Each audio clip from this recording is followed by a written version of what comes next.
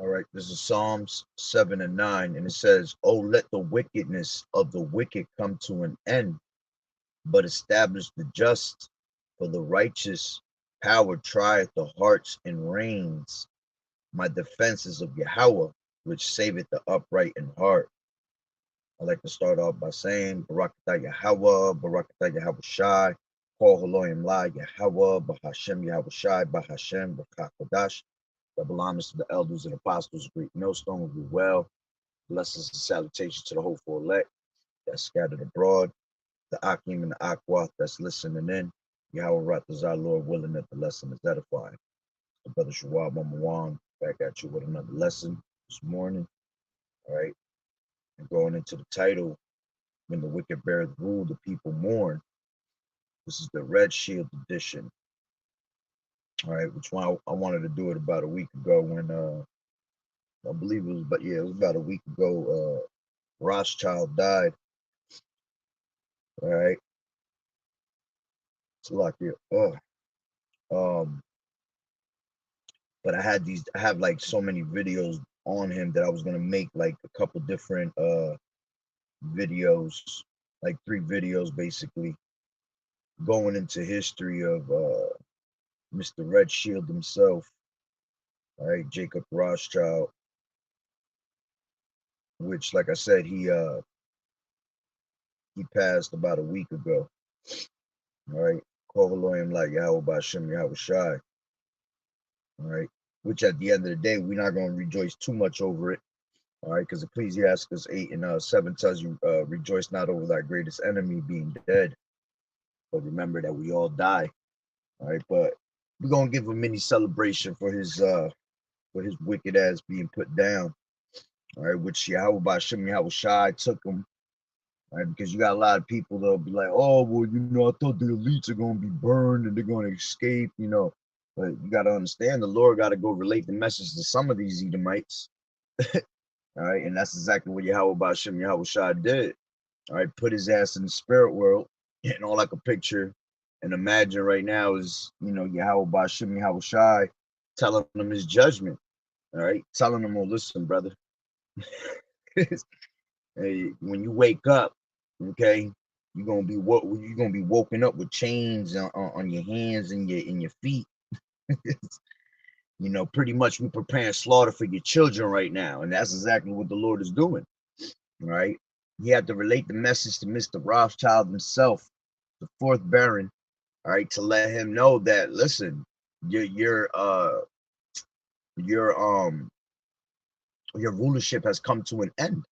All right, which basically that's exactly what that was. That was a sign, all right, signifying the end of Esau's rulership. Okay, also signifying the end of this banking system. All right, because that's exactly what Rothschild was. All right, he was part of one of the 13 banking families that rule the world. All right, the Illuminati. The earth is given into the hand of the wicked. Okay, but it was definitely a sign of the collapse, which, Lord willing, that comes right around the corner. All right, that's what we're waiting for, the collapse of this place. All right, this place going into a cyber attack. Okay, but at the end of the day, like I said, we're not going to rejoice too much on it. All right, because prophecy has to play out, and we still have to work out our own salvation at the end of the day. All right, but let me read that again in Psalm 7, and I'll start from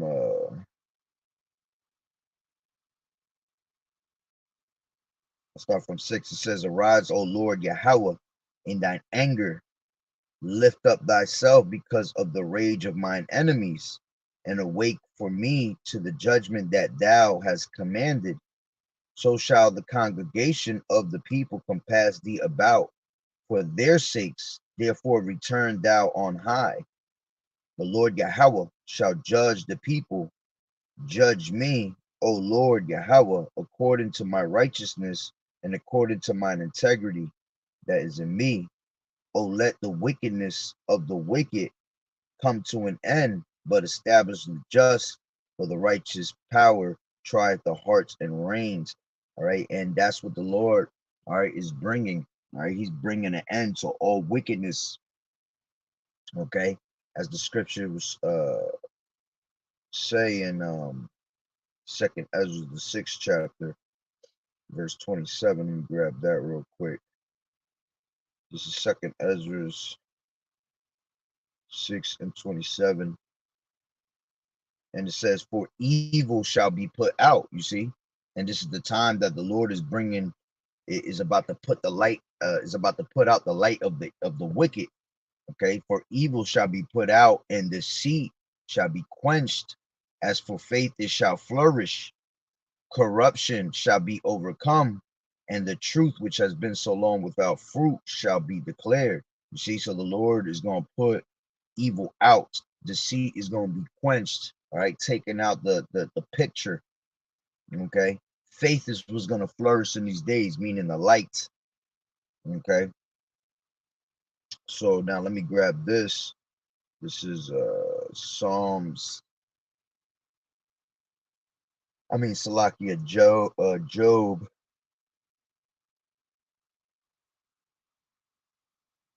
Job 18. Yeah, Job 18, and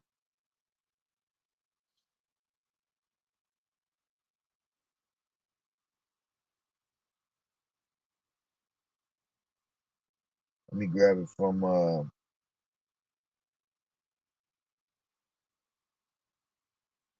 I'll start from 5. Yeah, I'll get to this point. It says, yeah, the light of the wicked, Job 18 and 5. Yeah, the light of the wicked shall be put out, and the spark of his fire shall not shine. The light shall be dark in his tabernacle, and his candle shall be put out with him. You see? So the wicked is going to be put out once again. All right. It says the light shall be dark in his tabernacle. Exactly.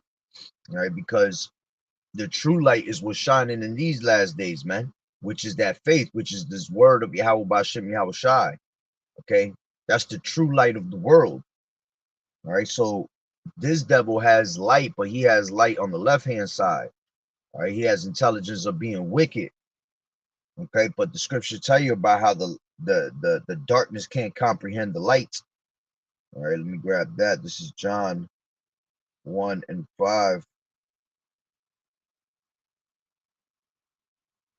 It says, I'll start from 4, 3. It says, all things were made by him. By who? Yahweh Shai. And without him was not anything made that was made. In him was life, and the life was the light of men. And the light shineth in darkness, and the darkness comprehended it not. You see, and whenever that light shines in the darkness, okay, that little bit of light, whatever amount of light it is, it shines up the whole entire room that's dark. All right, showing you that the light can overpower the darkness. Okay, so going back to what we just read in Job 18 and 5, it says, yeah, the light of the wicked shall be put out. Okay, and I strongly believe through the spirit that's exactly what that was, a representation of the light being put out. All right, the light of the wicked being put out in the society. Okay, because Rothschild, man, that family ran heavy, heavy. All right, and running everything in the world, which I'm gonna play it in this one video. All right, this is gonna be, I'm gonna play 3 different videos. All right, different times, different video, on different sessions. All right, but they're gonna explain to you how this devil became uh filthy rich through the generations. Okay, and like I said, this is a representation of the Lord putting out the light of the wicked, showing them that their rulership is coming to an end. Okay, but matter of fact, before I do that, there's a couple pictures that I'll bring out real quick. um Give me 1 second.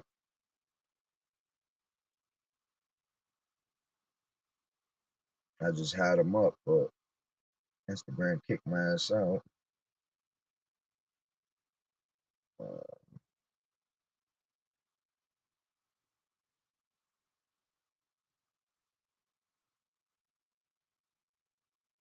Um, here we go. It says, all right, Jacob Rothschild, member of the Rothschild banking family, has died at the age of 87. All right.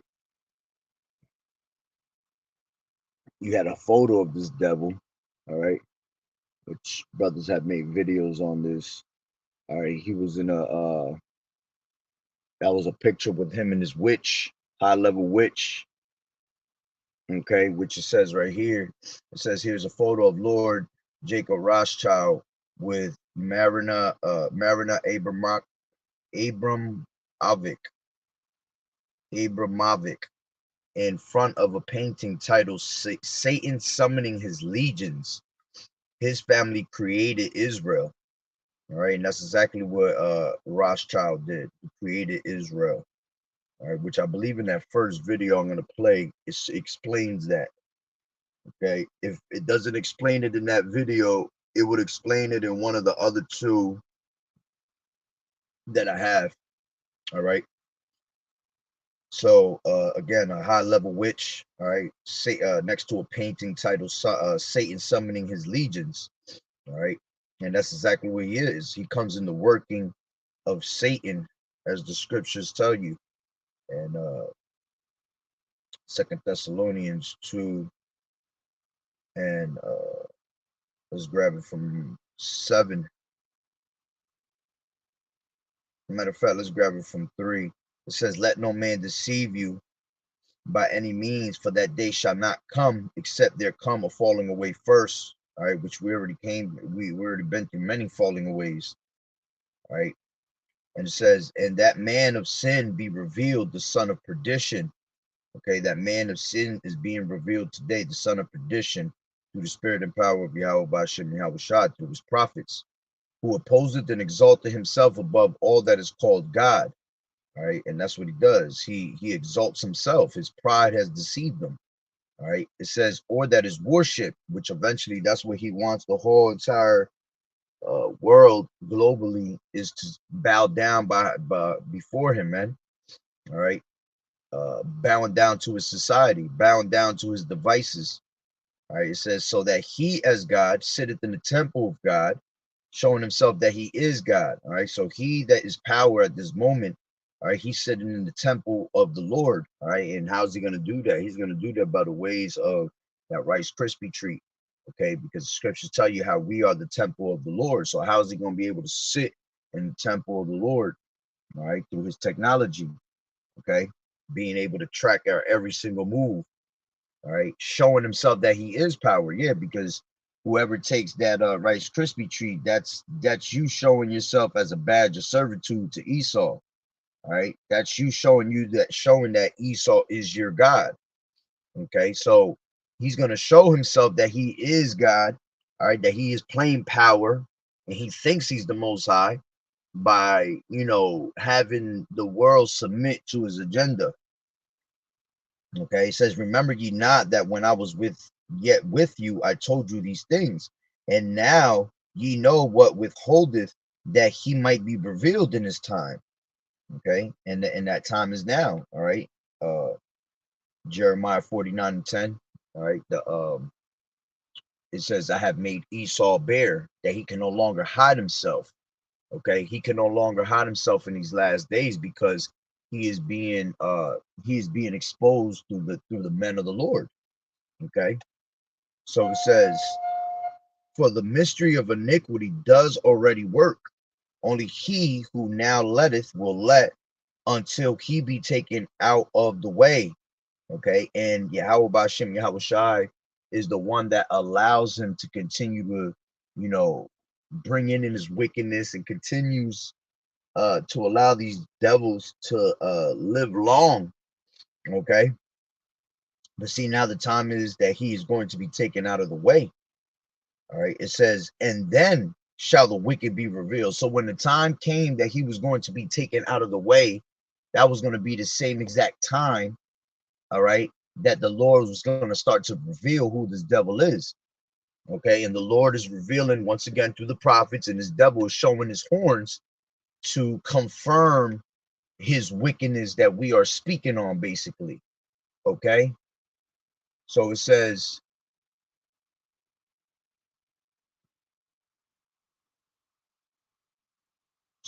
and then the wicked shall be revealed, whom the Lord shall consume with the spirit of his mouth, and shall destroy with the brightness of his coming. Give me 1 second.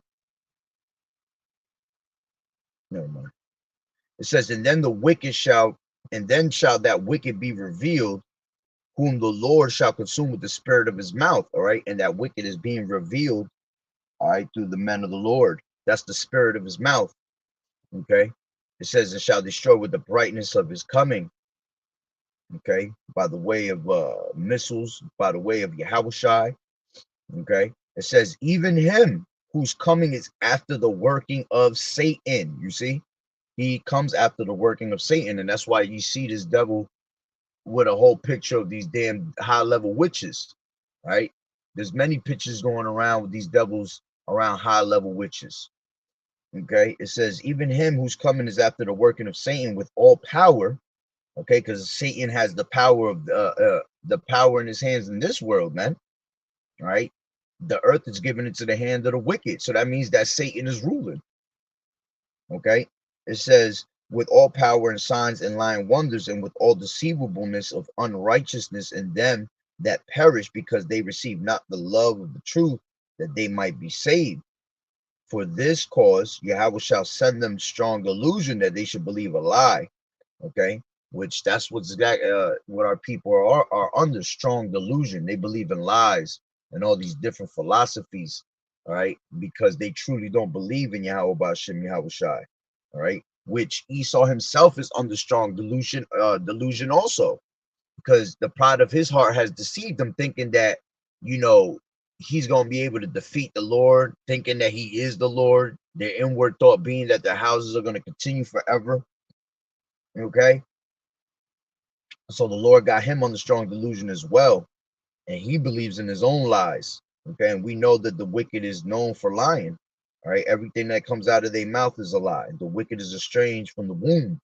All right, as soon as they be born, they come out speaking lies. All right, so going off of that, right?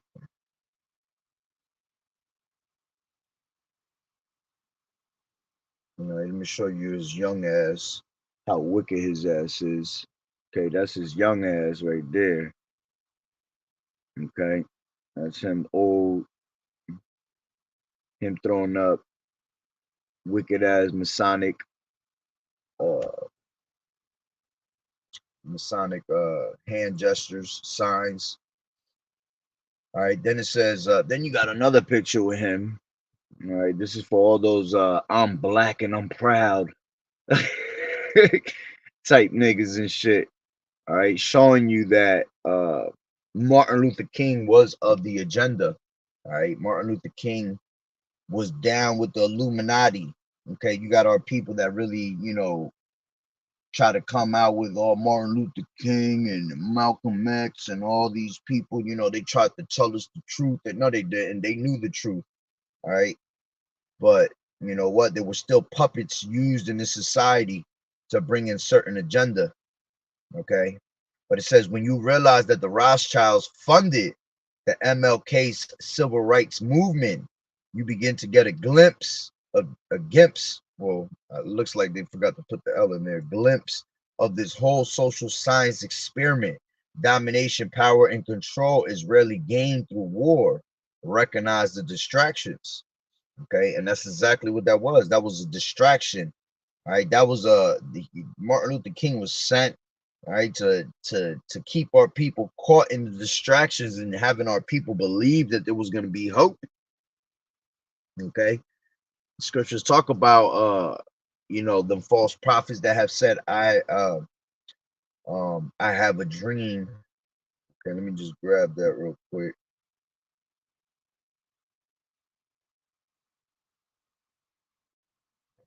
This is Jeremiah 23 and 25. It says, I have heard what the prophet said. All right, because that's exactly what he was trying to put himself as. Like, if he was this prophet that knew the word of the Lord, all right, and what was he trying to do? He was trying to bring together whites and blacks. All right, well, so-called whites and so-called blacks. All right, and look at today. None of that shit ever happened. Okay, showing you that that shit was all bullshit. All right, it was a certain agenda. All right, to push a certain movement. All right, to push hope, to push civil war amongst these people. You know what I'm saying? To get at our people as they always do. So it says, I have heard what the prophets said that prophesy lies in my name, saying, I have dreamed, I have dreamed. You see? And we know that that's what he was famous for saying, I have a dream. It says, how long shall this be in the heart of the prophets that prophesy lies? Yeah, they are prophets of deceits of their own heart. You see, that's exactly what they are. It says, which think to cause my people to forget my name by their dreams. Okay. Exactly what Martin Luther King was trying to do. He was trying to, again, try to bring blacks and whites together. All right. And by doing that, this was another tactic, another form of you uh, coming to agreement with your oppressor and you loving your oppressor, Stockholm syndrome. Okay, and basically turning us away from the Lord, turning us away from Yahweh Bashim Yahweh Shai, because he was preaching God and Jesus and all that bullshit. You see? So he was basically a false prophet.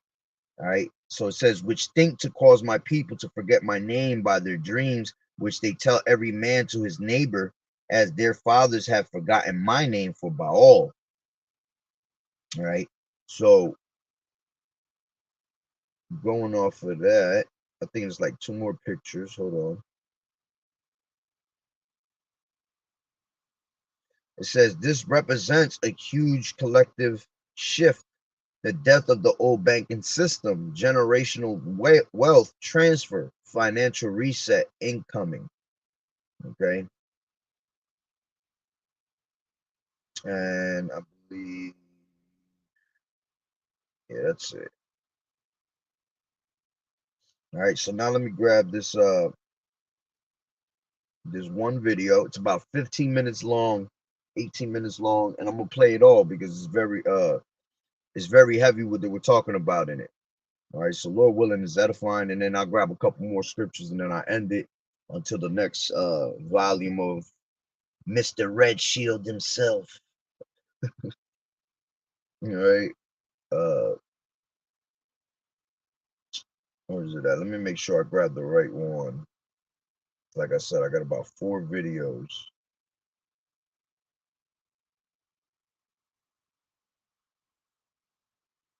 Make sure I'm still running.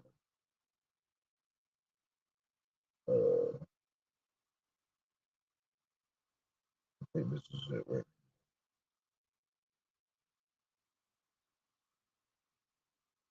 Giving my shirt hospital break. Breakfast. How to edit your travel photos like a pro. First, I'm going to open Lightroom Mobile. Give me 1 second, Salakia. Backroom deals, betrayal, and a war that's lasted almost 100 years. This is what happened when the richest family in the world decided to create their own country. In 1917, the Rothschilds, the trillion-dollar family that invented this deal. Give me 1 second, hold on. I just want to make sure.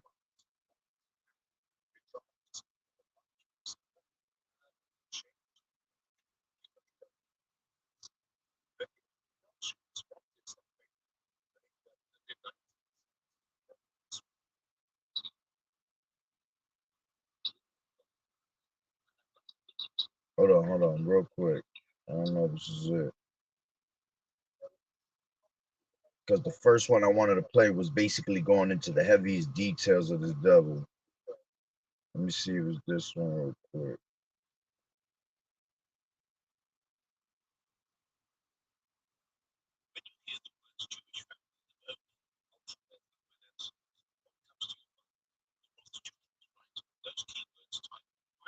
Give me 1 second, Salaki. Bear with me.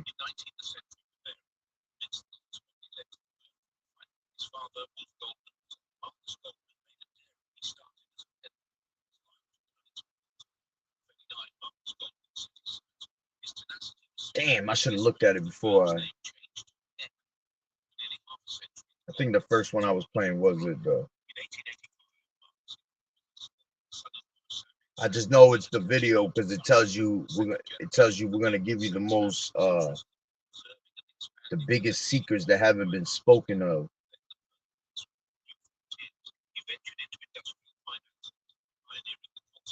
Let me try one more. Which I know it ain't that one.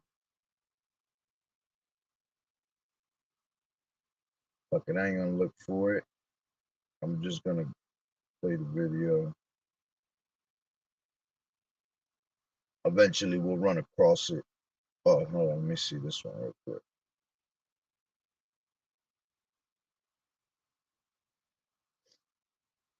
All right, yeah, I'll just play that first one. So let me play this first one. I believe that was the one.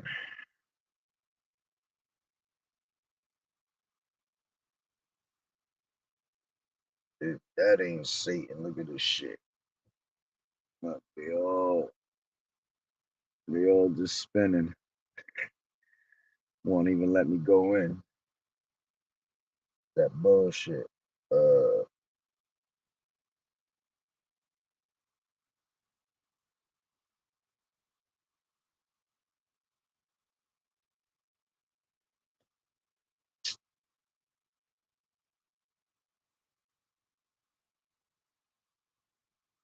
All right.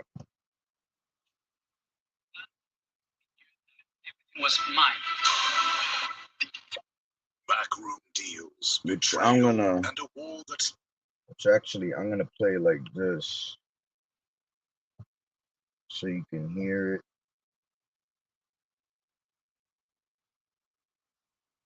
Hopefully it's loud enough. Okay.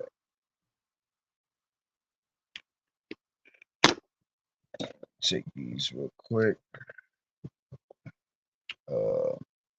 Let me change the camera view.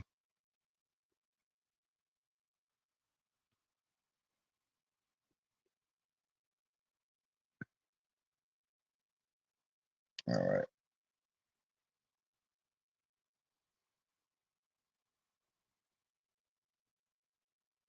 Lasted almost 100 years. This is what happened when the richest family in the world decided to create their own country.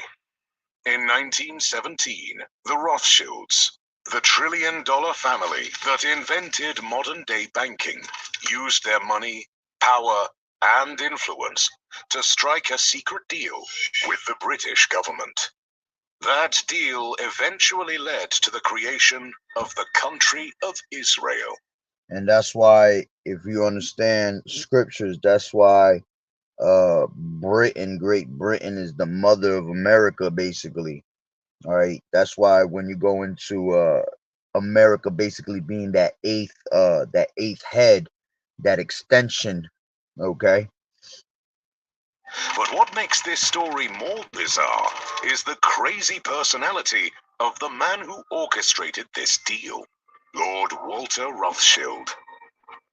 Walter Rothschild was an enigmatic mega-billionaire with so much money that instead of using horses to pull his carriage, he imported zebras from Africa just to show off. This same billionaire also had a super weird hobby of gathering insects and bugs, eventually amassing over 1 million butterflies, moths, and other insects. The Jews are some of the most intelligent, industrious people in the world. However, for years, the millions of Jews scattered around Europe had been trying to secure a large piece of land to start the country of Israel. But no matter how hard they tried, they got nothing. That was until they linked up with the super rich Walter Rothschild, a man who could change the world with the snap of his finger. By the early 1900s, the Rothschilds were already the most powerful family in Europe. They were so wealthy that they had even given loans to the entire country of France to stabilize the economy. However, aside from their power, the Rothschilds also had a reputation for being extremely ruthless. They wouldn't hesitate to wield their power as a weapon to bulldoze through their enemies and crush anyone who opposed them. Yeah, and that's what Esau does. All right. Esau tries to, because he has the fatness, he has the blessing of the fatness of the earth and the blessing of the sword. He uses his blessings very well. All right. That's why they are that red horse. All right, that is taking peace from the earth. Let me grab that real quick. This is Revelation. Salaki, I put the phone down for a second so I could get the scripture. This is Revelation 6. Okay, because you see how it explains how they just bring nothing but terror. All right, and that's what they're meant for. Okay, it says this is 6:3. It says, and when he had opened the second seal, I heard the second beast say, come and see. And there went out another horse that was red. All right, and we know that Esau, all right, is was born red. Okay, which, you know, wasted away is he. He's just as good as dead. All right, which was also a separation. All right, the Lord was showing you a separation of Esau from everybody else. Okay, because the Lord had marked him with leprosy. Okay, going back all the way to Cain, if you understand it. And it says, and there went out another horse that was red, and the power was given to him that sat thereon to take peace from the earth, and that they should kill one another. And there was given unto him a great sword. Okay, so Esau does what he does best. Okay, and he took peace from the earth, and he brings nothing but death upon this place. And he goes to everybody's country, all right, because he's a culture vulture, and he takes everybody's culture or a piece of their culture. Okay, and the fact that they have the fatness of the earth, they take over their lands. Okay, scriptures talk about how he oppress a man, even a man in his heritage. Okay, he takes away their lands. They actually they name everything. They name their lands after their last names, basically. All right, let me grab that.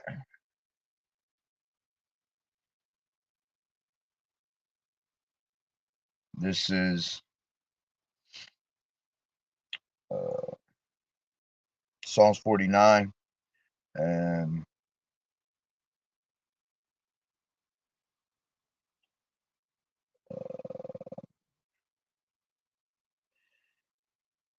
49, and let me grab it from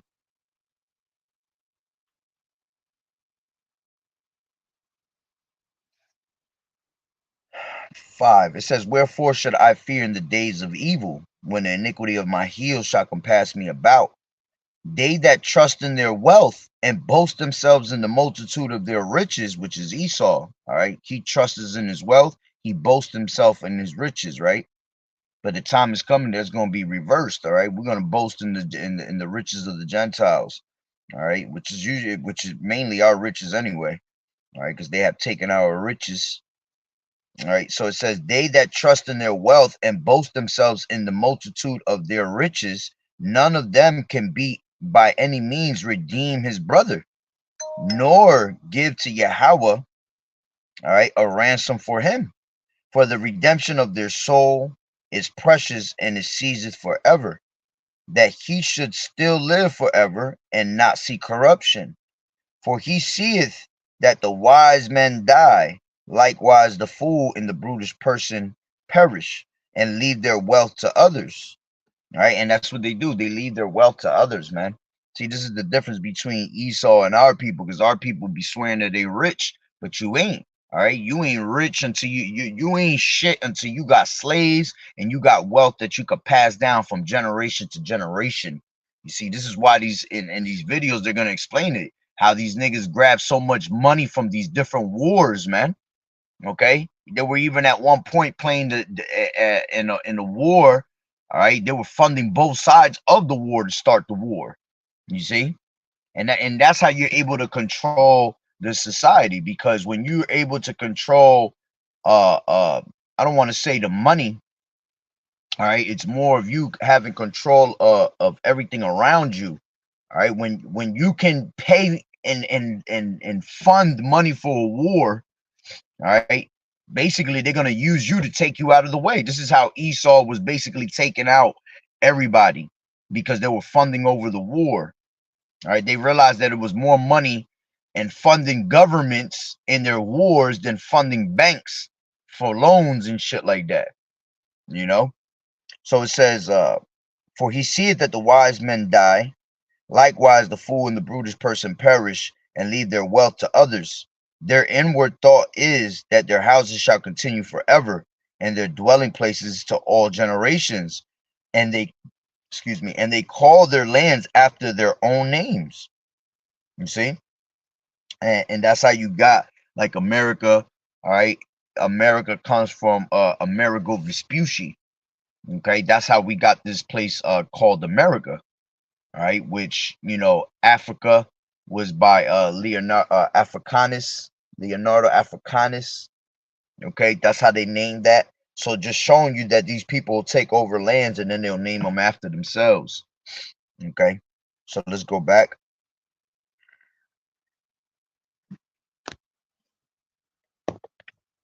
Slovakia. If the Rothschilds wanted something, they better get it, or they'd be hell to pay. Walter Rothschild made the calls he needed to make, pulled the strings he needed to pull, and in 1917, the British government sent Walter an official letter promising to do everything within their power to provide land for the creation of Israel. That letter redesigned the map of the world, and if you need proof, we have a copy of that letter. November the 2nd, 1917. Recordings just got better. Hey, it's Dana from StreamYard. I'm so excited to announce that local 17.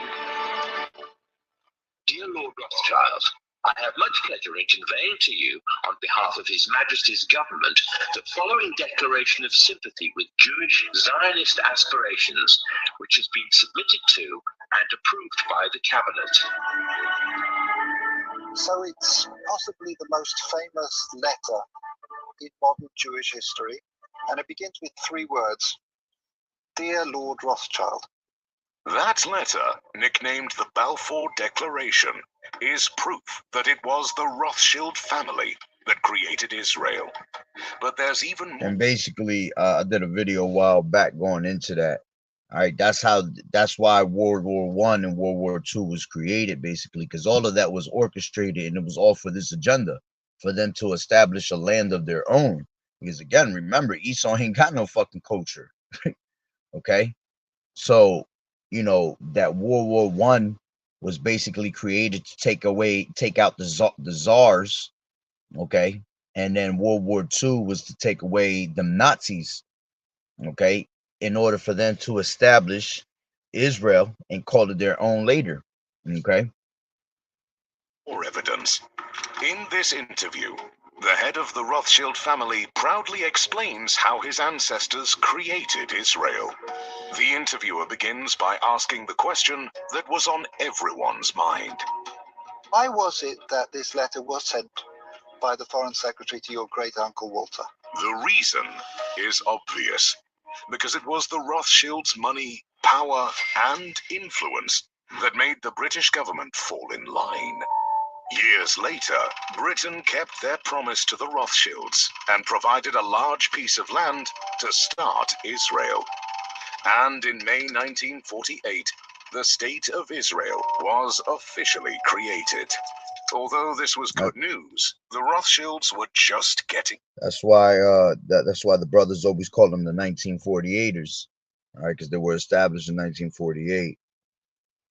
Started. What the Rothschilds did next was even more impressive. They invested millions of dollars into Israel, building schools, roads, and see, and this is why, if you understand, this is why America's so close with Israel today. All right, because they're all ran by the same people. You see? Everything needed to turn that piece of land into a beautiful country. James Rothschild single-handedly paid for Israel's Congress building, while Dorothy D. Rothschild paid for Israel's Supreme Court building. However, the more money the Rothschilds spent, the more problems they created. Why? Because the land the British gave to Israel actually belonged to another group of people called the Palestinians. And that land dispute sparked the series of conflicts between Israelis and Palestinians that's gone on for decades. I was just gonna say that. That's why they asses has been in war forever. You always see a war between Israel and Palestine. That's the reason why. But we're not here to talk about the war. We're talking about power. Specifically, the power of the Rothschild dynasty. Whatever you've heard about how powerful the Rothschilds... Which dynasty goes into that's really dynasty. All right, which dynasty means they keep it in the family. All right, that's why they've been so successful, because they keep everything within their family. All right, they even keep their fucking wicked ass marriages within their families and shit like that. All right, they try to keep that bloodline pure, but they ain't pure at all. Okay. Is nothing compared to the true scale of their influence. YouTube has dozens of videos about the Rothschilds, but this one is different. Because instead of merely talking about the Rothschilds, we'll sift through centuries of history to reveal 5 times the Rothschild family used money, violence, and power to reshape reality and mold the world in their own image. Starting with the time when the Rothschilds invented the banking industry that we have today. And the way they did it is more brutal than you can imagine. The Rothschilds didn't get into banking because they wanted to make the world a better place. They did it because they wanted power. And this thirst for power started in 1744 with Mayor Amschel Rothschild. See, and this is why scriptures. Let me put that phone down for a second. Grab that scripture. Man, I just lost my train of thought. I just had that. Let me play it back real quick. Hold on. They did it because they wanted power. And this Oh, thirst that's what I for wanted. power. The water. I was shy. And this is why the kingdom is being translated from one people to another. Okay. This is Ecclesiasticus.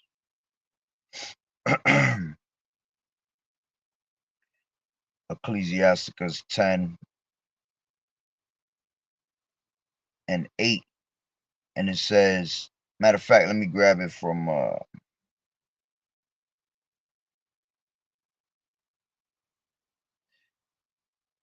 let me grab it from 5.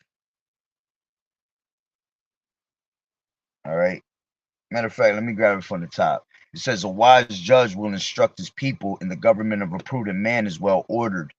As the judge of the people is himself, so are his officers, and what manner of man the ruler of the city is, such are all they that dwell therein. An unwise king destroyeth his people, but through the prudence of them which are in authority the city shall be inhabited. The power of the earth is in the hand of the Lord, and in due time he will set over it one that is profitable. All right, because whoever's in rulership now, all these damn devils that are in rulership now, there's nothing that you profit out of them. All right. When the Lord sets Yahushua is going to be when we become profitable, man, because we're going to be in righteousness. It says, in the hand of Yahweh is the prosperity of man, and upon the person of the scribe shall he lay his honor. Bear not hatred toward thy neighbor, to thy neighbor, for every wrong, and do nothing at all by injurious practices. All right, and that's exactly what they did. All right. It says, pride is hateful before Yahweh and man, and by both does one commit iniquity. This is the point. It says, because of unrighteous dealings, injuries, and riches got by deceit, the kingdom is translated from one people to another. Okay. And like I said, when this devil pretty much passed away, all right, it was basically a representation of the Lord showing you that that kingdom is about to be translated from one people to another. Okay. All right. So continuing on. Matter of fact, you know what? Let me keep reading. It says, "Why is earth and ashes proud? There is not a more wicked thing than a covetous man. For such an one setteth his own soul to sell, because he while he liveth he casteth away his bowels. The physician cutteth off a long disease." Okay, that long disease going into Esau, man. All right, because he's been in power too long, way too long. Okay, it says, "And he that is today a king, tomorrow shall die." Whew. And then you see, this damn devil was a whole king. He was a king of this earth, of this world. All right. And you see, the Lord put his ass down. Okay. It says, "For when a man is dead, he shall inherit creeping things, beasts, and worms." And that's what he's doing right now. All right. His flesh getting torn the fuck up by them worms. All right. He in the spirit world. All right. And the Lord is giving his ass his judgment and letting him know, listen, we're going to prepare slaughter for your children. Okay. When you wake up, okay, you're going to be in slavery. You're going to be in straight chains. Okay. Like it speaks about the rich man and Lazarus. All right. Lazarus. So you're going to have to wake up, and I'm relating this message on to you. Okay. So, he basically telling them about all his fathers, all his family members that was ruling before him. All right, that set this up. But you have to understand that he became one of the most powerful, okay, of this time right here. So again, the Lord cut him off. He was a king, all right, but now he dead, all right, through the spirit and power of Yahweh Bashem Yahweh Shai, all right, which, if you really understand death, it's just a transition of your body going from your flesh to the spirit world. All right, you really never die. Okay, your spirit always lives on. Okay, but like I said, this devil's down in the spirit world. All right, and he crying about his little judgment that he about to get. Okay, so let me grab this video again and finish it. In a second. Power started in 1744 with Mayor Amschel Rothschild. From a young age, Mayer lived by the code that money is power. But even though he needed money to get power, Mayer was born to a middle-income family living in the ghettos of Frankfurt. However, Mayer had a plan to go from rags to riches. As a young man, he began a money-lending And that's business. crazy too, because it goes to show you how the Lord could just take something that's so low. All right, here it was that he came from the ghetto himself. Okay, and that's probably why they constantly, well, it's obviously a curse upon our people that we live in the ghettos and all that. All right, but see, this is the main reason why these devils, with all the power and money that they have, they continue to build ghettos for our people. Okay, so you got this one that came from rags to riches. All right, and this is what our people try to do. You see, they follow after the ways of the heathen. They follow after Esau. All right, they see Esau trying to get rags to riches, and they get it, and then they want the same exact type of lifestyle. Okay, not understanding that it's not meant for you. He started with a small amount and gradually grew his capital. Though this sounds pretty straightforward, the big problem with money lending is that people sometimes don't pay back what they borrow. But Mayer was a hard man, and he did whatever was necessary to get his loans paid with interest. Even from a young age, he developed a reputation as someone you shouldn't mess with. Mayer also maneuvered himself. And why? Because he had the power. You see, when you have power, when you have money, all right, you're able to control the whole scenario, the whole narrative. You're able to control the people. You see, and that's why he had him in that mindset. He could basically make him do whatever he wanted to. Shalom, brother. Yahweh Bashem Yahweh Shah Barakatah. To become the personal banker of members of the German royal family. Over time, Mayer's small money lending and exchange business ballooned into a successful financial institution. But despite all his success, Mayer knew that there was one enemy that could destroy everything he had built. And that enemy was time. As Mayer grew old, he taught his financial skills to his 5 sons. More importantly, he also taught. And it's crazy because, see, this devil's time has run out. All right. If you ever seen that movie Fallen, you got that one demon inside the movie that's always singing the song, "Time is on my side." Yes, it is. And you see, this devil has nothing but a short time. Okay. His days are numbered, as the scripture says. All right. He has months, as the scriptures say. You can't look at it as years, man. You got to look at it as months.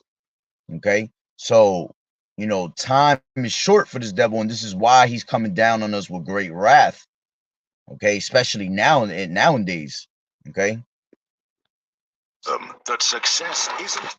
This is Isaiah 24 and 21. It says, "And it shall come to pass in that day that the Lord shall punish the host of the highest ones that are on high, and the kings of the earth upon the earth." Exactly. All right. Meaning those that are walking in great pride. Scriptures talk about how in those last days, many miseries shall be done to those that lived in great pride. Okay. And who knows how this devil died on his deathbed. Okay. He might have been sick, going through some type of disease, or he might have not, because these devils have the money to be able to cure themselves over and over, and all these heart transplants that these devils do and all that. All right. But at the end of the one thing you can't do is that goes to show you ain't got power over you. How about Shem Yahushai? Because when the Lord takes your ass out, there's nothing you could do about it. Okay. So all these ones that are living on high and all the kings of the earth, all right, they're going to be taken out. That's why when the Lord come back, all right, that's why the scriptures talk about how he's the Lord of Lords, King of Kings. All right, he's going to take down all these different empires that were ruling, and different kings of today that are in rulership. That's why he's going to have many crowns upon his head. All right, from all the different kings and empires he destroyed on this side. Okay. Only based on their ability to manage money, but also to manipulate people and situations to their advantage. Which The they game still of money is deadly. Which they still do this to this. They still doing that to this day, manipulating everybody around the world to push their own agenda and benefit from their agenda. Okay. And Mayer taught his sons to be more brutal than anyone they faced. After teaching them everything he knew, Mayer sent his 5 sons, Amshel, Solomon, Nathan, Carl, and Jacob, to different parts of Europe to dominate the banking sector. He figured if a Rothschild controlled the flow of money in the different parts of Europe, then the Rothschilds would be the most powerful family in Europe. Because money is power, and the one who controls the money has all the power. The Rothschild brothers spread their banking business to different cities like London, Paris, Vienna, and Naples. They applied the shrewd tactics their father taught them, and it worked. Very soon, the Rothschilds had created the world's first international bank.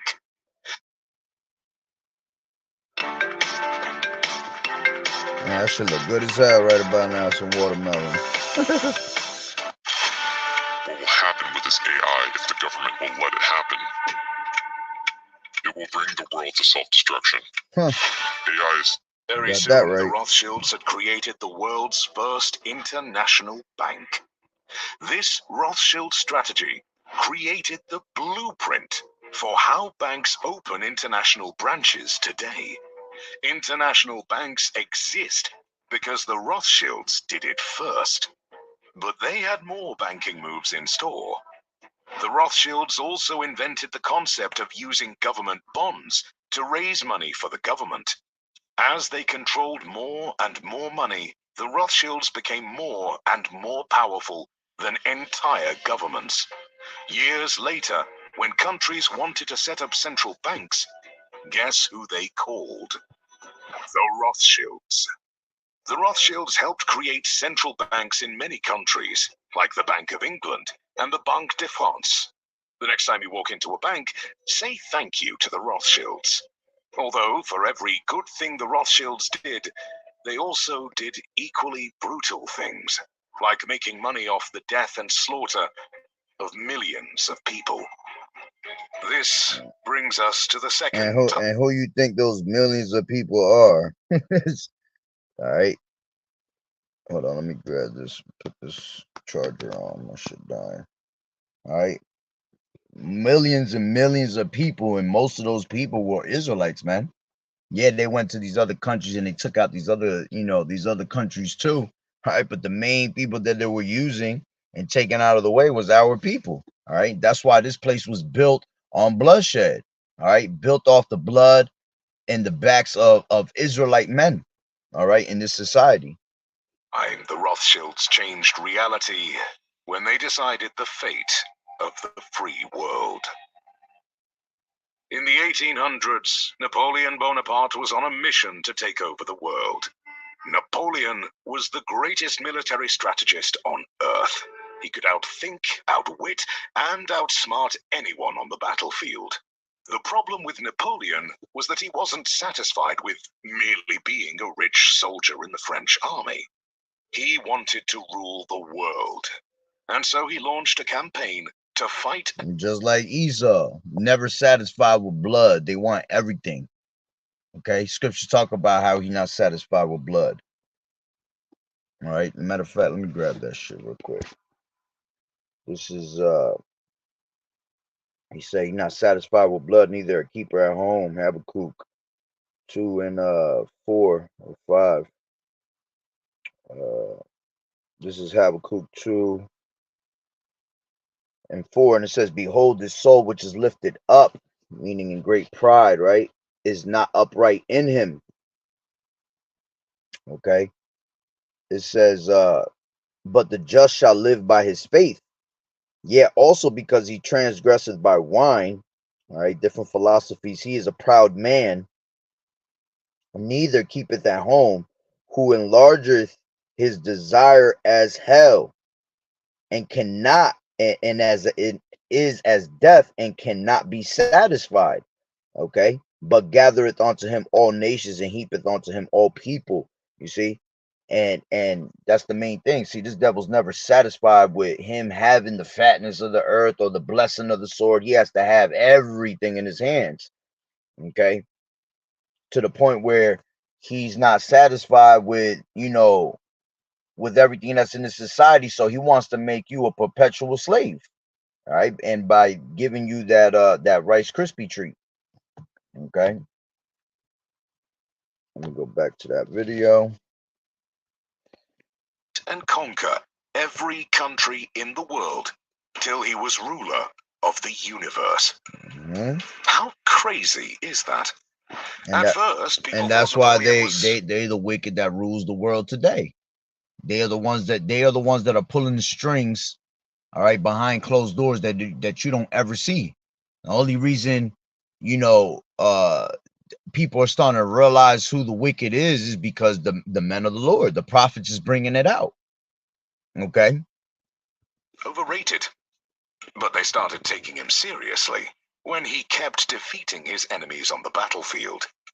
At a certain point, it seemed like Napoleon was going to become the most powerful man in the world, even though at the time, the Rothschilds were the most powerful people in Europe. And so, in an attempt to maintain their power, and see, and that's why it talks about in Europe, that's why it goes into that bottomless pit. All right. That's where it all started for these devils when they came back into rulership. All right. So evil that it could make the devil cry. While the world was fighting against Napoleon, the Rothschilds decided to play both sides. War is expensive. The British needed money to pay soldiers and buy weapons. Any delay in getting the necessary weapons could allow Napoleon's army to rush in and defeat the British.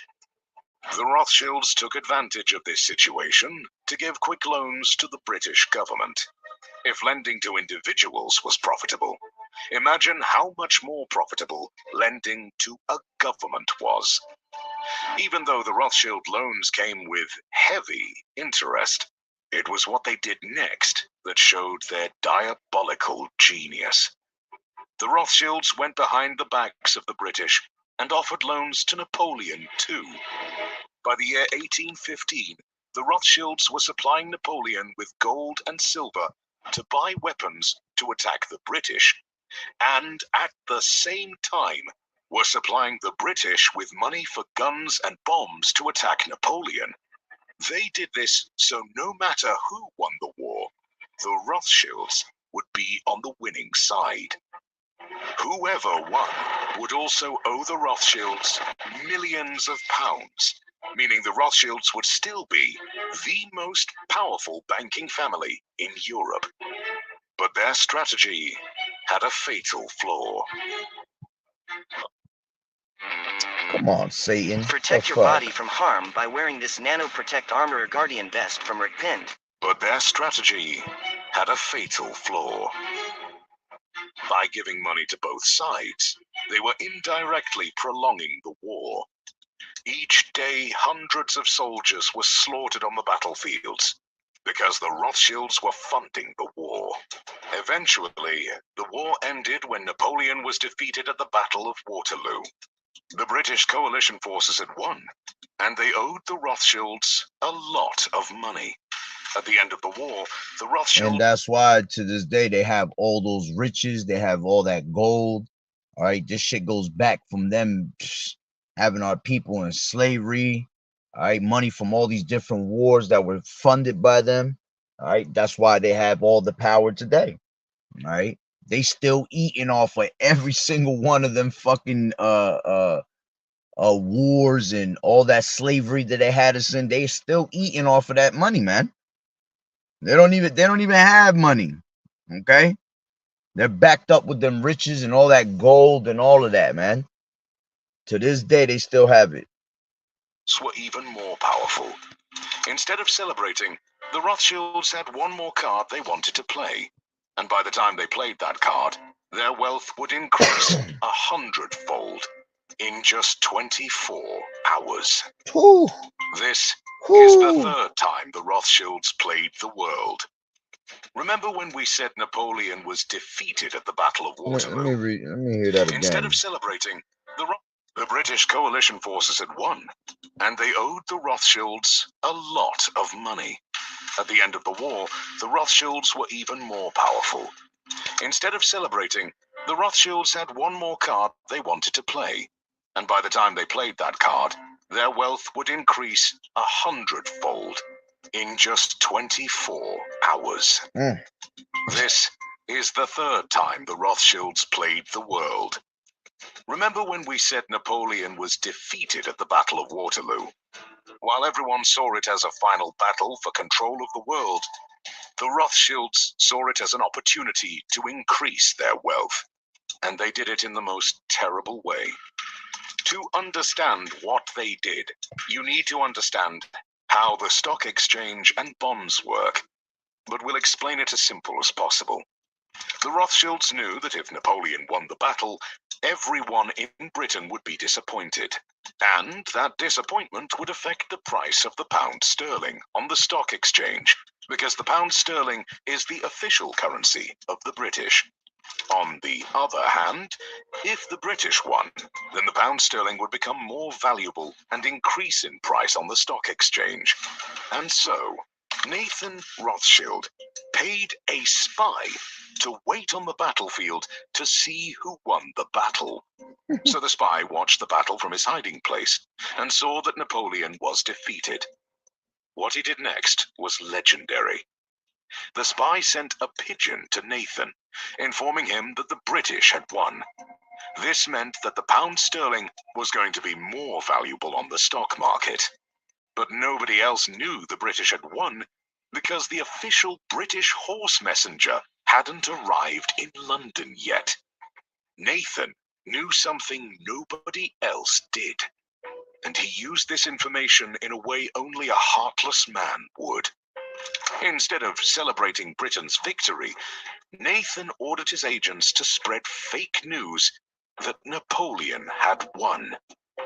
When people heard this fake news, it caused panic selling of the British bonds on the stock exchange. The panic selling caused the price of the pound sterling to drop. And then Nathan, the same man who spread the fake news, ordered his agents to buy up all the bonds people were selling at rock bottom prices. 24 hours later, when the official government messenger arrived with news that the British had won, it was already too late. The British victory made the pound sterling shoot up in value. And because the Rothschilds had bought so much on the stock market, it made the Rothschilds incredibly wealthy overnight. According to reports, the Rothschilds made the equivalent of $6 billion due to that single move. Ooh, And this set the stage for the next time Rothschilds changed the world. Yo, Control. and that was $6 billion in that time. Woo-wee. Holy shit, bro. And one day, that's some bug shit, bro. See, this is why they wicked as fuck, and they got to be taken out of the way. This is how you cannot make this up. The Lord gave them the fatness of the earth, right? And the blessing of the sword, and they used them both. They used their blessing of the sword to be able to get the fatness of the earth. How people think. Here's how they did it. The Rothschilds had amassed more money than they could spend in their lifetime, and the 5 sons taught their children the same lessons their father had taught them. Very soon, the next generation had the opportunity to put those lessons into practice. As the years went by and technology advanced, devices like the radio and television were invented. Information was no longer spread using horseback riders. All you had to do was switch on the radio or TV, and you could see and hear news from all over the world. And basically, that will be the new way for them to control everybody else. It was through the TV, right? And they have major stronghold and control over people today because of social media and TV and all that bullshit. This was a new era, and the Rothschilds saw it as a threat. They had lived their lives by the principle that money is power. But this new generation of Rothschilds realized that information is a new form of power. And see, that's why we're in crucial times, because we're in the era of information right now. All right. I would say back in the day, let's just say maybe 7 years ago or something, 10 years ago, news was bullshit. A lot of the shit that they were putting on the news was bullshit. It was made to fuck your mind up. It was made to, draw you away from the Lord and believe in science and more. Okay. But now we're in a time where information is crucial. We're in the era of information. So what you receive as information, it could be information that saves your life, or it could be information that's going to lead you astray, and you're going to be disappointed at the end. You're going to be destroyed. It's going to lead you to your destruction. All right. That's why it's the time to the times that we're in, we're supposed to be circumspect, redeeming the times, because the days are evil. All right, we're supposed to be wise. So in order for you to be wise and be able to discern the times, or what's bullshit and not, you have to have the spirit of discernment. All right, and it all comes from Yahweh Bashem, Yahweh Shai. Okay. Can control the information people hear. You can control what they do. According to sources, the Rothschilds secretly invested in media companies. You can control what they. But this new generation of Rothschilds realized that information is a new form of power. If you can control the information people hear, you can control what they do. And you see, and the information that's being pushed out today, all right, you can see how these people are acting, what type of shit they're involved with, all by the information that they're receiving. Okay. Sources The Rothschilds secretly invested in media companies, television networks, Hollywood production studios, and newspapers. The data on exactly how many media companies the Rothschilds own is difficult to find. However, with an abundance of money, they could pay whatever price to gain control of the world's media. The Rothschilds controlled the flow of money for decades and then captured the flow of information as well. They were now in a position of power that no one in the world had ever seen before. The Rothschilds' fifth chess move is right out of their playbook. Apart from media, the Rothschilds made investments in other industries. They formed the Rothschild Group and threw money at the most important companies in the world, from the USA to Japan to Switzerland. Their stakes in these companies gave them more power to steer the world's affairs. If they wanted to, they could influence the price of items and control the demand and supply of products and services. No one exactly knows how much the Rothschilds actually have because they've become extremely private. Although estimates say the Rothschilds own assets worth $1 trillion or more. Ooh-wee. Whatever the exact amount, the Rothschilds are definitely sitting on the largest pile of wealth in history. The Rothschilds are the ultimate rags to riches story. They are living proof that money is power. Ain't no fucking rags to riches. All right, because they did everything wicked as hell to receive it on that side. All right, everything that they did it wickedly, man. All right, again, this is why we read that earlier. All right, that's why the kingdom is being translated from one people to another. Okay, because all the wickedness that was involved with it. All right, for them to receive it. And that with enough power, you can rule the world. Shalaki, let me put it down. And that's why they rule the world now. Because all of that power they have. Ooh, Shalaki. Let me change the camera view.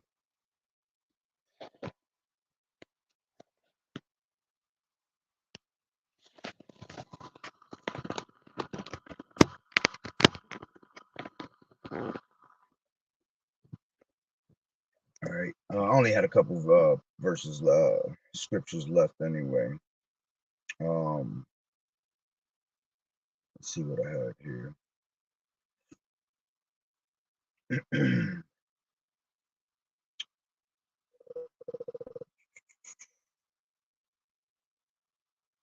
Let's grab Psalms 37.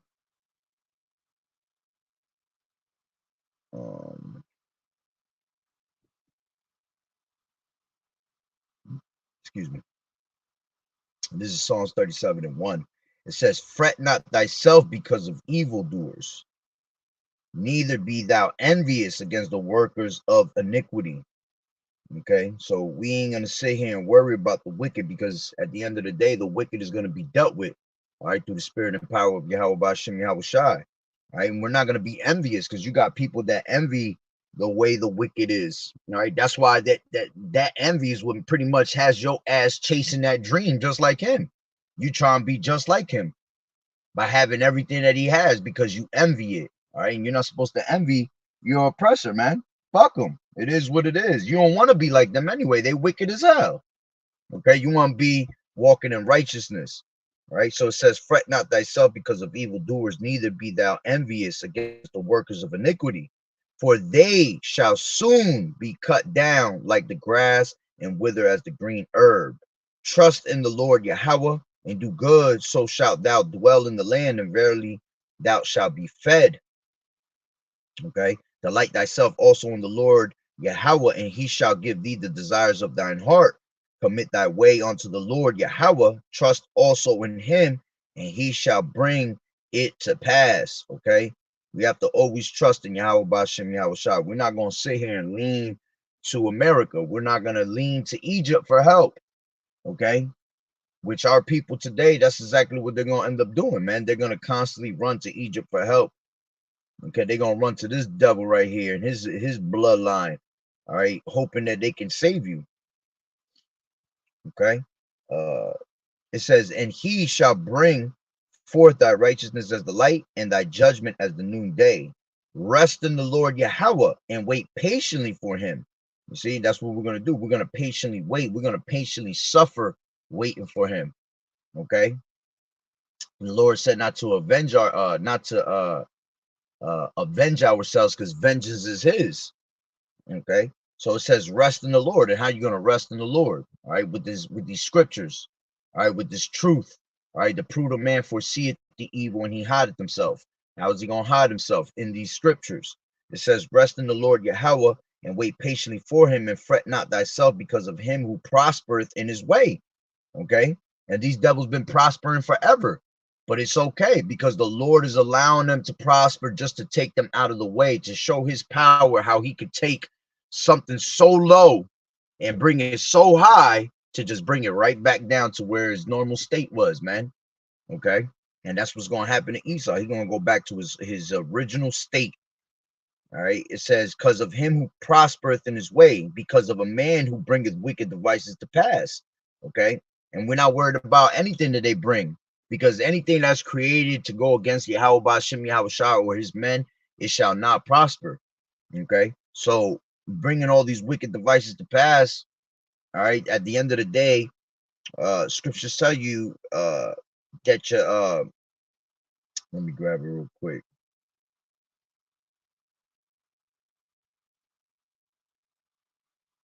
This is Job 5 and 12, and it says let me grab it from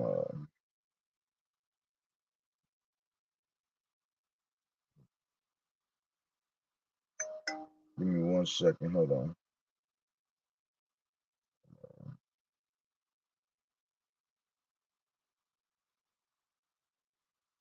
This is Job 5 and 8. It says, I will seek unto Yahweh, and unto Yahweh would I commit my cause, which does great things and unsearchable, marvelous things without number, who giveth rain upon the earth and sendeth waters upon the fields, to set up on high those that be low. And who's the ones that's low right now?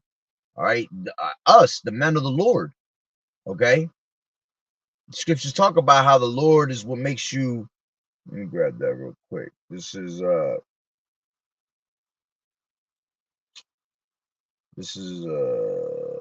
First Samuel 2 and 7. It says, the Lord Yahweh maketh poor and maketh rich. He bringeth low and lifteth up. He raiseth up the poor out of the dust and lifteth up the beggar from the dunghill, to set them among princes and to make them inherit the throne of glory. For the pillars of the earth are the Lord's Yahweh, and he has set the world upon them. Okay, he will keep the feet of his saints, and the wicked shall be silent in darkness, for by strength shall no man prevail. The adversaries of the Lord Yahweh shall be broken to pieces. Out of heaven shall he thunder upon them, and the Lord Yahweh shall judge the ends of the earth, and he shall give strength unto his king and exalt the horn of his anointed. All right, going into Yahweh Shai.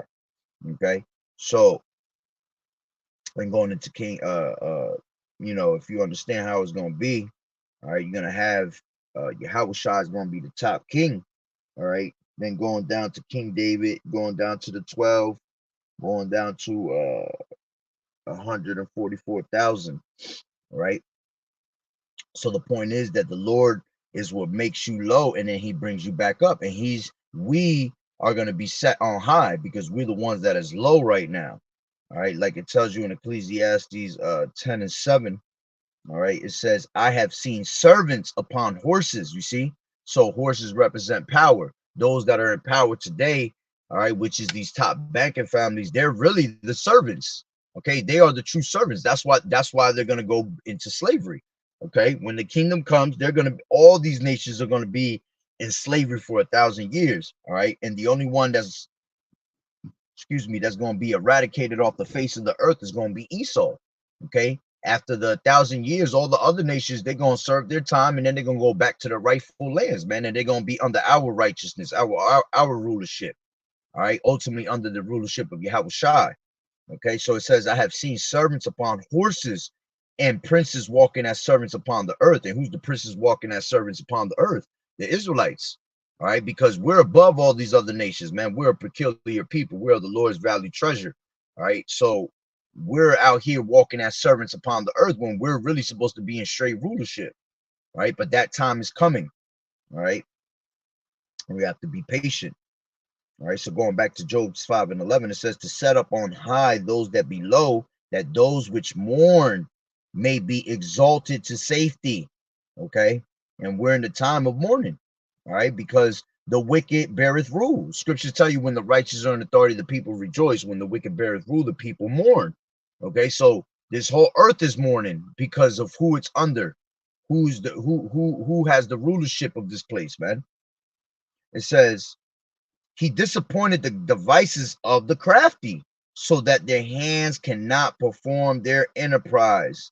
Okay, so no matter how much this devil tries to go hard, all right, at the end of the day, none of your shit is gonna work, man, because the Lord said it ain't gonna work. All right, he's gonna disappoint. Okay, like I said, he's gonna disappoint the devices of the crafty. Okay, but so that their hands cannot perform their enterprise. All right, your devices that you bring, your Rice Krispie treat that you go and bring. All right, we're not ignorant to Satan's devices, and anything that pertains to you being able to successfully continue with your enterprise, that's gonna be taken out of the way, man. Okay, that's why this is why the Lord took this devil out, to let you know that that's a representation of this place is done. Okay, that's a representation of the Lord putting an end to that wickedness. Okay, it says he taketh the wise in their own craftiness. All right, and the counsel of the forward is carried headlong. Okay, he's going to take them in their own craftiness. All right, let me grab this.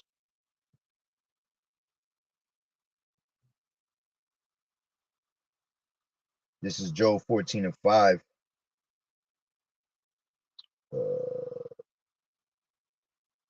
14:4, it says, who can bring a clean thing out of an unclean? Not one. Seeing his days are determined, the number of his months are with thee. Thou hast appointed his bounds that he cannot pass. So Esau has limits. Okay, Esau had a long ass limit above all these other nations. He had the longest one. Okay, and that limit, all right, is finally has finally come to an end. Okay, you did what you were supposed to do on this earth. You brought it to destruction. You took the peace out of it. Okay, that's it. We don't need you no more. The Lord doesn't need you no more. All right, and that's why he's going to take you out of the way. Okay, and he's going to put someone else in your stead, right? Someone else that's righteous, which is Yahweh Shai. Okay, let's go to oh, where was I? Salaki, I was in not Ecclesiastes, Psalm 37, Salakia. I think I had a little bit on that. Yeah, 37:7. It says, rest in the Lord and wait patiently for him. Fret not thyself because of him that prospereth in his way, because of the man who bringeth wicked devices to pass. Cease from anger and forsake wrath. Fret not thyself in any wise to do evil. All right, yeah, because scriptures talk about be angry and sin not. All right, but you got to be careful, man. You got to cease from anger, because anger can bring you to that mindset of you doing something wicked. All right, it says, for evildoers shall be cut off, but those that wait upon the Lord, Yahweh Bashem Yahweh Shah, they shall inherit the earth. For yet a little while, and the wicked shall not be. Yeah, thou shalt diligently consider his place, and it shall not be. Okay, so the wicked gonna disappear soon, man. All right, it says, but the meek shall inherit the earth, and shall delight themselves in the abundance of peace. The wicked plotteth against the just, and gnasheth upon him with his teeth. But the Lord shall laugh at him, for he seeth that his day is coming. Okay, and we see it right now. We all see it through the spirit and power of the Lord, man. We see that this devil's rulership is done. Okay, it says the wicked have drawn out the sword and have bent their bow to cast down the poor and needy and to slay such as be of upright conversation. Okay, and that's coming to our people, man, especially this time of the persecution of the prophets, man. It says their sword shall enter into their own heart and their bows shall be broken. Okay, it says a little that a righteous man has is better than the riches of many wicked. Whew. For the arms of the wicked shall be broken, but the Lord Yahweh upholdeth the righteous. Okay, the Lord knoweth the days of the upright, and their inheritance shall be forever. Woo, you see? See, your inward thought is that your houses is gonna fucking remain forever, but the Lord just told you your shit gonna be taken out the way. You see, the only ones that's gonna inherit the earth forever is gonna be us, man. All right. It says, they shall not be ashamed in the evil time, and in the days of famine they shall be satisfied. But the wicked shall perish, and the enemies of the Lord Yahweh shall be as the fat of lambs, and they shall consume into smoke. They shall consume into smoke, shall they consume away. Okay. Let me grab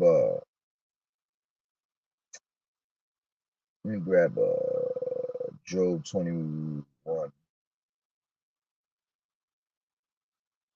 I pretty much ended on that because, like I said, I'm gonna do 2 more videos based on this, just a little history on them, so you have a idea how these devils came into rulership. All right, and I'm gonna still end up bringing more scriptures out with that anyway. All right, so what did I say? Psalms. I mean, Job 21.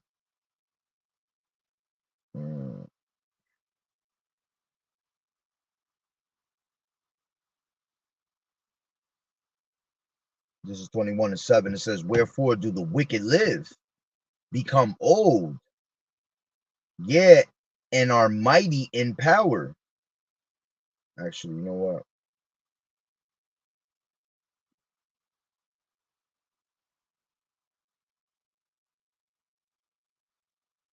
Yeah, it says, their seed is established in their sight with them, and their offspring before their eyes. Okay, yeah, their seed is established. Why? Because of all the riches that they gotten through the throughout society. All right, through generation after generation. You just seen that whole video. This is how they became that top power. All right, that's why their seed is established, and is established through what? Through wealth. Okay, niggas over here think that they rich as hell because they got a couple dollars in their pocket. But see, what you don't understand is that you can't do what the so-called white man can do. And that's push wealth from generation to generation. Okay. Wealth is gonna have your ass with slaves. That's why we're all fucking working as slaves in this society. Okay. Because Esau has wealth to put us in that slavery, all right, which ultimately we understand that is Yahweh Bashem Yahweh Shai for the wickedness that we have done. All right, he has given us to the hands of our enemies. All right, so it says their seed is established in their sight with them and their offspring before their eyes. Their houses are safe from fear. Yeah, these devils ain't got a fucking care in the world, man. That's why the scriptures say they are not plagued like other men. Okay, they don't go through the things that we go through, man. Okay, they're not dying like we dying. All right, but the Lord is that we're in a time where the Lord is now taking all the curses that were once upon us and he putting it upon these heathens. All right, pertaining to Deuteronomy 30 chapter the 7th verse. All right, all these curses that were once upon us are now going to go on to these heathens. So it says their houses are safe from fear. Okay, neither is the rod of Yahweh upon them. Again, they're not punished like other men are. All right, they're not plagued like other men are. It says, their bull gendereth and felleth not, their cow calveth, and their casteth not her calf. It says they send forth like their little ones like a flock, and their children dance. They take the temporal and the temporal timbrel and harp and rejoice at the sound of the organ. They spend their days in wealth and in a moment go down to the grave. You see, they go down to the grave in peace. because all that wealth that they have. Okay. But see, this is why they're gonna feel that when that time comes, man. All that living in wealth and living it up, okay? You're about to feel it when your ass wake up in slavery. All right. It says, therefore they say unto Yahweh, depart from us, for we desire not the knowledge of thy ways. Yeah, like the scriptures tell you in Psalms the 10th chapter, Yahweh was not in all his thoughts. Okay. It says, what is the Almighty that we should serve him? And see, that's that pride. See, when you get all that power, when you get all that money, that pride comes out. Okay. It says, what is the Almighty that we should serve him, and what profit shall we have if we pray unto him? Lo, their good is not in their hand, the counsel of the wicked is far from me. How oft is the candle of the wicked put out, and how oft cometh the destruction upon them? Yahweh disturbeth sorrow, distributeth Salakia sorrows in his anger. They are as stubble before the wind, and as chaff that the storm carrieth away. Yahweh layeth up his iniquity for his children. He rewardeth him, and he shall know it. His eyes shall see destruction, and he shall drink of the wrath of the Almighty. Okay? For what pleasure? As a matter of fact, that's the point right there. Okay? Because we understand at the end of the day that the wicked is reserved for the day of judgment, the day of destruction. Okay, let me grab this and I'll end it with this.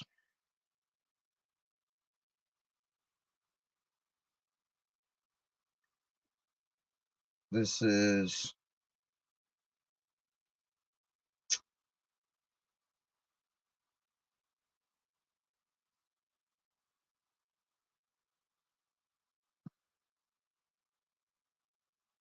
give me 1 second. This is Luke 16 and the rich man and Lazarus. I'll go through it real quick. All right, going into what I was just saying. See, this is why this devil's gonna wake up. All right, and slavery. Okay, so it says there was a certain man, rich man, which was clothed in purple and fine linen, and fared sumptuously every day. Okay, which this rich man goes into, basically these top banking families that rule everything. Okay, it says they were clothed in purple and fine linen, which means royalty. Okay, these devils walk around as royalty of this world. Okay, so it says there was a certain rich man, and this point we're going to use it as Jacob Rothschild, which was clothed in purple and fine linen and fared sumptuously every day. See, he lived every day in luxury. Okay, they lived with their fucking feet up all day long. Okay, without a care and without a worry in the world. It says, and there was a certain beggar named Lazarus, all right, which Lazarus is a representation of Israel, all right, our people. Okay, we are that beggar basically. All right, it says, which was laid at his gate full of sores. All right, we was beat up, we was going through all different types of tribulations, and desiring to be fed with the crumbs which fell from the rich man's table. Okay, going, technically you want to go basically into reparations and things like that. All right, that's our people desiring the crumbs from the desiring the crumbs from the table. Okay, it says, moreover, the dogs came and licked his sores. All right, meaning these other nations. All right, these other nations see that we're all the way at the bottom of society, so they come and they take advantage of us also, along with the rich man. Okay, so all these other nations come over and they lick our sores. Okay, it says, and it came to pass that that beggar died. Okay, and was carried by the angels into Abraham's bosom. All right, going into our people, all right, being saved by them chariots. Okay, the rich man also died. You see, and you see this rich man just actually literally died and was buried. Okay, and in hell he lift up his eyes, being in torments, and seeth Abraham afar off and Lazarus in his bosom. You see, so when he woke up, all right, going back to what we said earlier, All right, the Lord took this devil out just to tell his ass in the spirit world what was to come for his generations. Okay, so in hell he lift up his eyes. Yeah, so when he finally woke up, right, and he wakes up back in every 3-4 generations, you come back in reincarnation. So whenever the time comes, all right, he was the fourth Baron, so that was the what, the fourth generation. All right, so when the time comes, whoever makes it on this side, okay, that gets because you're gonna have some of these elites that are gonna be able to escape, all right, but they are gonna go straight into first being the first fruits of slavery. Okay, so out of whoever stays in here, one of them devils is gonna end up having his ass again, Jacob Rothschild, all right, through birth. And when he does, when that baby is brought back into the society, all right, back into this world, Salakia, he is going to wake up in torments. Okay, he's going to be in hell. All right, it's not talking about hell like they tell you in Christianity with his fire at the bottom and the little red nigga talking about with the pitchfork, he. All right, no, it's talking about him waking up in torments. Okay, the hell is a condition, like we live in hell today. All right, we're in the condition of hell. Also, hell means that you go into the grave. Okay, but when this devil, okay, wakes up, all right, he's gonna be in straight hell, being in torments, and seeth Abraham afar off and Lazarus in his bosom. And it says, and he cried and said, Father Abraham, have mercy on me, and send Lazarus that he may dip the tip of his finger in water and cool my tongue, for I am tormented in this flame. Okay, and that time is gonna come where this devil's gonna seek for us to show mercy. Ain't gonna be no fucking mercy for this devil. All right, you're gonna be rewarded what you did unto us double.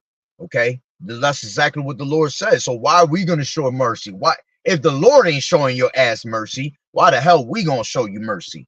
Okay, when the time came that you were destroying our fucking people, did you once ever think of our people and have mercy on us? Hell fucking no. Okay, so therefore blood gonna pursue you until you be fucking taken out of the way. There is no mercy for you.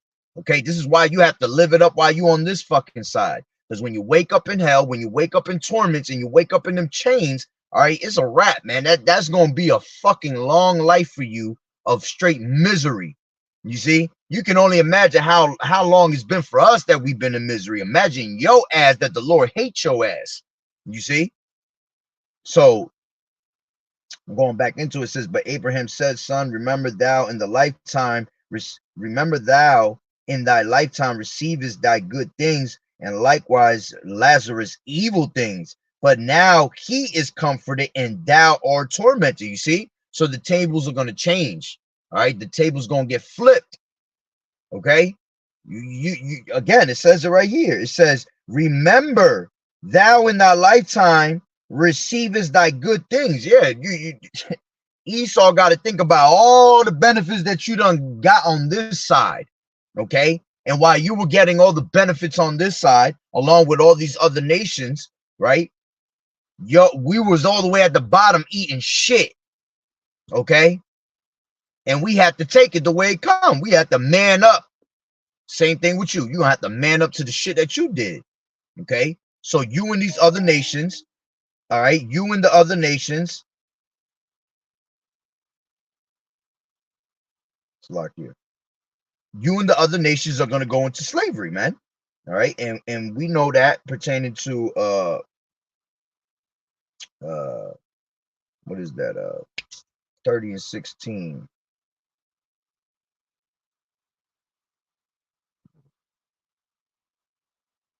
They that have spoiled you, they shall become a spoil. KJV. Yeah, that's what I thought. 30 and 16. It says, therefore, all they that devour thee shall be devoured. All they that devour thee shall be devoured, and all thine adversaries, every one of them, shall go into captivity, and they that spoil thee shall be a spoil, and all that prey upon thee will I give for a prey. Thank you, Susan. I appreciate it. It says, Jeremiah 30 and 16, therefore all they that devour thee shall be devoured, and all thine adversaries, every one of them shall go into captivity. You see, scriptures tell you, he that leadeth into captivity shall go into captivity. He that killeth with the sword must be killed with the sword. This is the faith and the patience of the saints. right? So it says, all thy adversaries, every one shall go into captivity, and they that spoil thee shall be spoiled, and all they that prey upon thee will I give for a prey. Okay, so there's no way that you're going to be able to get away from that, man. Okay, that's why it tells you in Isaiah 33:1, it says, woe to thee that spoilest, and thou was not spoiled, and dealest treacherously, and they dealt not treacherously with thee. When thou shalt seize to spoil, thou shalt be spoiled. And when thou shalt make an end to it, to deal treacherously, they shall deal treacherously with thee. Okay. So now let's go back to Luke 16. Okay, and I'll finish it off. Uh,